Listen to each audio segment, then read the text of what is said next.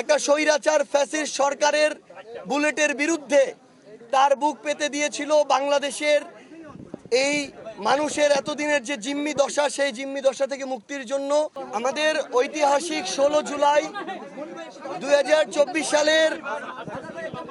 ছাত্র জনতার অভ্যুত্থানে আজকের এই দিনে আমাদের রংপুরের বেগম রোকেয়া বিশ্ববিদ্যালয়ের আমাদের সহযোদ্ধা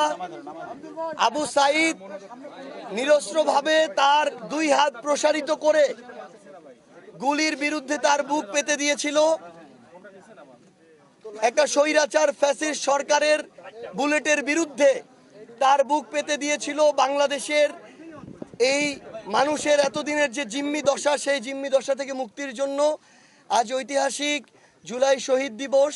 সেই উপলক্ষে আমরা জাতীয় নাগরিক পার্টি এনসিপির পক্ষ থেকে আমাদের ভাই জুলাই অভ্যুত্থানের প্রথম